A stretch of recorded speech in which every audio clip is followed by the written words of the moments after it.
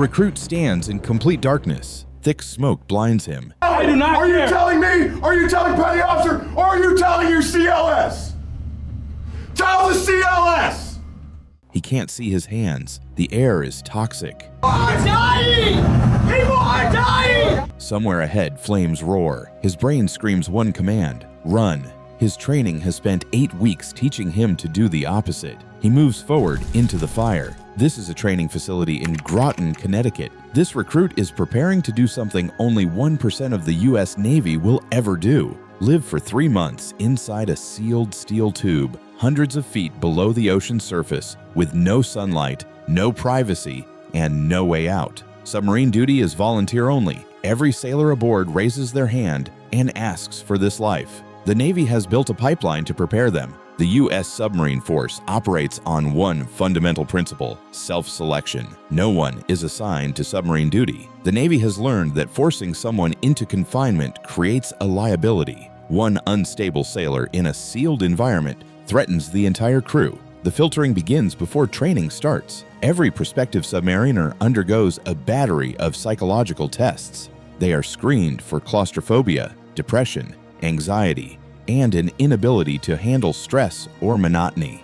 The Navy uses a specialized tool called Subscreen, a psychological inventory that assesses personality traits and emotional stability. The Navy seeks emotionally mature individuals who demonstrate high tolerance for monotony, low need for personal space, and aptitude for teamwork. The tests identify recruits who will remain calm when the lights go out, when the air thickens, when the walls close in. This screening is continuous. Instructors at every phase, from boot camp through submarine school, are trained to spot signs of emotional distress or an inability to cope. A recruit can be disqualified at almost any point in the pipeline. Anyone who might become a liability is eliminated before they step onto a billion-dollar warship. Passing the psychological screen is only the first gate. After that comes the academic and physical pipeline. All enlisted sailors start at Recruit Training Command in Great Lakes, Illinois. Future submariners undergo the same physical and mental stresses as every other Navy recruit, but with added pressure. They have signed a submarine contract. Failure here, academic, physical, or psychological, means losing their chance at the submarine force. After boot camp, they do not go straight to a submarine. They first attend a school, specialized technical training for their specific job. A submarine is not crewed by generalists. It is crewed by experts. Sailors are trained as sonar technicians, fire control technicians, machinists' mates, culinary specialists. They must first prove they can master a highly complex technical skill. Only after completing a school do they arrive at the final gateway, Basic Enlisted Submarine School. 8 weeks at the Naval Submarine Base in Groton, Connecticut. This is where a sailor, already a qualified technician, finally becomes a submariner. Basic Enlisted Submarine School does not make recruits experts. It makes them safe. The standard is singular: prove that this sailor will not endanger the crew. The first phase is cultural indoctrination. Recruits study the history of the silent service, the traditions, the language. On a submarine, there is no up or down. There is overhead and deck. There is no front or back. There is forward and aft. This vocabulary shift prepares them for navigating a three-dimensional, confined world. Then comes the academic core, the school of the boat. Recruits study every major system on a nuclear-powered submarine.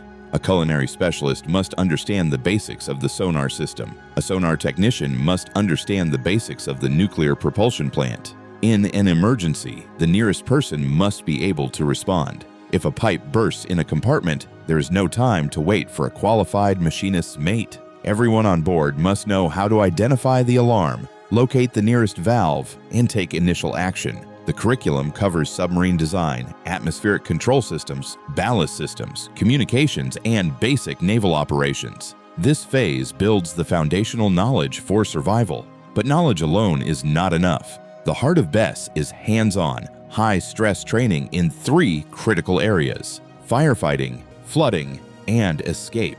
These simulators build muscle memory, forge teamwork, and test a recruit's ability to override fear. Before a recruit can be deployed underwater, they must understand how life is even possible. A submarine is a hermetically sealed steel tube. 150 people are locked inside for 90 days. They cannot open a window. They cannot step outside. Every breath they take consumes oxygen. Every exhalation adds carbon dioxide, a poison that will kill them if it accumulates. The submarine must manufacture its own atmosphere. Oxygen generation begins with the nuclear reactor. The reactor provides unlimited electrical power, which is used to run electrolytic oxygen generators. Seawater is drawn in and purified through distillation or reverse osmosis, creating fresh water. This water is then subjected to a strong electrical current, often using a potassium hydroxide solution as an electrolytic medium. The electricity splits the water molecules. Oxygen is captured and vented into the submarine's atmosphere. Hydrogen, highly explosive, is collected and pumped overboard, safely dissipated into the sea. The crew is also producing carbon dioxide. With 150 people constantly exhaling, CO2 buildup is a lethal threat. The submarine's primary defense is the CO2 scrubber. The air is continuously ducted through a scrubber unit and passed through a chemical solution called monoethanolamine, or amine. The amine chemically bonds with and traps the CO2 molecules, removing them from the air. This carbon dioxide-rich amine is then pumped to another section where it is heated, forcing it to release the captured carbon dioxide. The concentrated CO2 is compressed and pumped overboard. The clean amine is recycled back into the system to absorb more. Both the oxygen generators and the scrubbers operate continuously. If either stops, the crew has hours before the atmosphere becomes debilitating. The submarine carries emergency backups for both systems. Sodium chlorate oxygen candles, when ignited, smolder at over 1100 degrees Fahrenheit and release oxygen as a byproduct of a chemical reaction. Lithium hydroxide canisters passively absorb CO2 from the air until they are saturated. Both are finite, one-time use supplies. The air is monitored constantly by the Central Atmosphere Monitoring System. It checks oxygen levels, carbon dioxide levels, and trace contaminants like carbon monoxide from cooking, freon from air conditioners, or hydrogen from the oxygen generators. The system sniffs the air 24 hours a day, 7 days a week. The smell of a submarine is distinctive. Recycled air, ozone from electronics, hydraulic oil, amine. It is sterile, artificial, unlike anything on the surface. Recruits must adapt to this atmosphere and understand what to do when the systems fail. Fire is the single most terrifying event on a submarine. It consumes oxygen, it produces toxic smoke, and it has nowhere to go. Recruits train for this in the firefighting trainer. They don full firefighting gear, including an oxygen-breathing apparatus, a closed-loop rebreather that does not use the submarine's air. Then they enter a multi-compartment steel mock-up filled with thick, non-toxic smoke. Instructors ignite real propane fires. It is pitch black. The smoke is blinding. Recruits cannot see their own hands. They must communicate by touch and by shouting. They navigate by memory. The heat reaches over 300 degrees. The roar of flames drowns out voices. They operate as a fire party. The nozzleman holds the hose and directs water at the flames. The hoseman backs him up, feeding the hose forward. The plugman stands ready to secure electrical power to the compartment.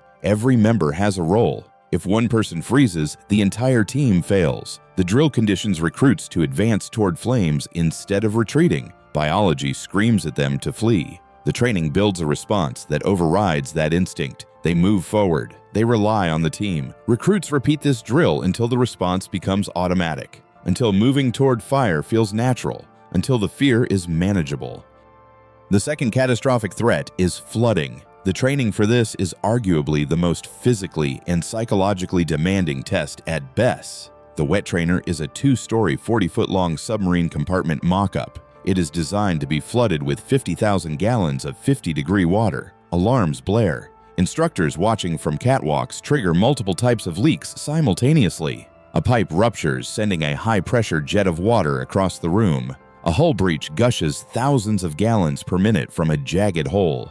The lights flicker. The compartment begins to flood fast. Recruits, often in waist-deep freezing water, must fight the inrushing flood to save their boat.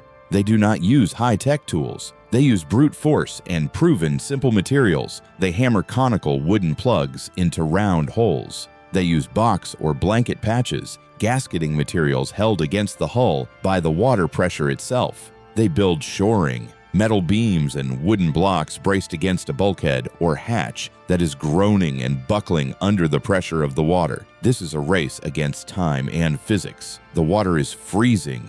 The noise is overwhelming. The pressure is relentless. Recruits must communicate over the roar of water. They must coordinate with teammates to hold a patch in place while they secure it. They must believe that their training works. The wet trainer teaches teamwork, communication, and dependence on the crew. It proves that even a catastrophic, overwhelming flood can be contained if they follow the procedures and work together. And it proves that they can function while their body is shutting down from cold and exhaustion. The most iconic building at Groton is the 100-foot-tall Submarine Escape Trainer. This is a massive, pressurized, vertical column of water. It teaches recruits how to escape a disabled submarine stranded on the seafloor. Recruits no longer train with the old Steinke hood. They are trained on the modern Submarine Escape Immersion Equipment Mark 11. This is not just a mask. The SEIE is a full-body, waterproof immersion suit with a built-in one-man inflatable life raft. The suit completely encapsulates the sailor. An attached hood has a small viewport and a built-in rebreather that provides air for the ascent. Upon reaching the surface, the suit auto-inflates, creating a life raft that keeps the sailor dry, warm, and visible. The ascent process begins at the bottom of the 100-foot tower. Recruits wearing their SEIE suits enter a small escape trunk. The instructors, qualified Navy divers, seal the hatch. The compartment is flooded with water and then pressurized to match the water pressure at that depth. This is a terrifying moment. Eardrums pop. The air compresses. They are now in a dark, cramped, pressurized space. The top hatch opens. One by one, the recruits are released into the 100-foot column of water. The SEIE suit is designed to be buoyant. It automatically controls the sailor's ascent speed, about 2 to 3 meters per second, to prevent decompression sickness. The sailor does nothing but breathe normally and look up. They pop up on the surface inside the trainer. The instructors guide them to the side. They have successfully simulated an escape. Most sailors will never use this, but having done it, they now know they can survive it. This confidence eliminates the fear that could cause them to freeze during a real emergency. Formal training ends. The real test begins. When a new recruit arrives at their first boat, they are called a non-qual, or a nugget. They are handed a qual card and assigned a CDAD, a senior enlisted mentor.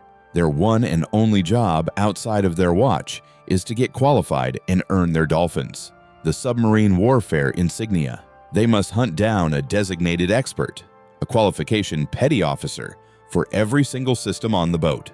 They must trace pipes from forward to aft. They must draw diagrams from memory. They must explain to a sonar chief how the nuclear reactor works, and explain to a nuke machinist how the sonar works. This process takes 6 to 12 months. It forces the new recruit to interact with every member of the crew and study every inch of the boat. By the end, the recruit has proven their universal competence. The crew now knows the cook can fight a fire and the torpedo man can stop a flood, but earning dolphins is only part of the adaptation. The recruit must also survive the confinement. For decades, submarines ran on an 18-hour day. Sailors would stand watch for 6 hours, then have 12 hours off. This 12-hour period was not free time. It was used for maintenance, training, studying for quals, cleaning, and then, maybe, 4 to 6 hours of sleep. This 18-hour cycle constantly rotated against the 24-hour clock, causing forced desynchrony with the human body's natural circadian rhythm. Over the last decade, the submarine force has largely transitioned to a 24-hour watch schedule, dramatically improving sleep, alertness, and morale. But the schedule is only one challenge. There is also the space. On fast attack submarines, there are fewer bunks than sailors. This leads to hot racking. 2 or even 3 sailors on different watch schedules share a single bunk.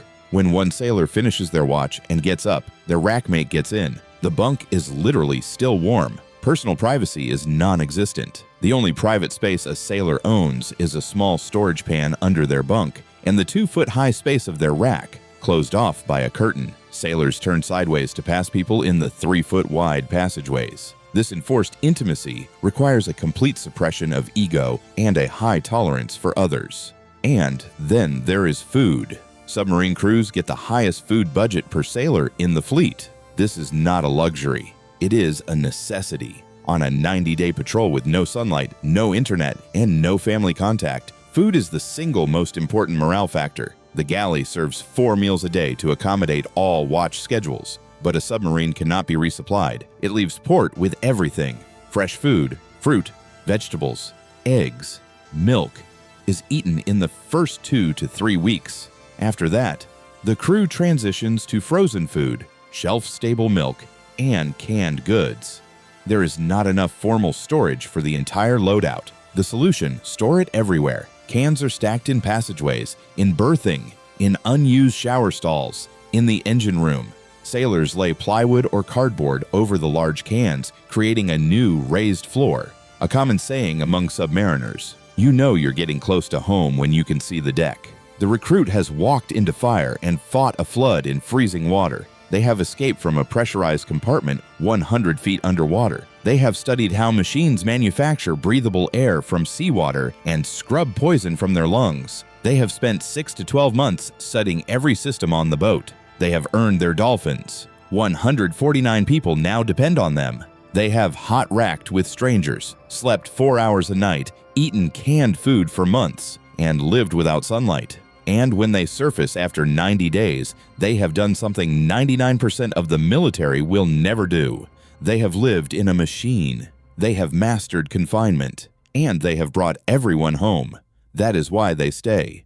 The training proved they could survive it. Earning dolphins means they are part of the crew.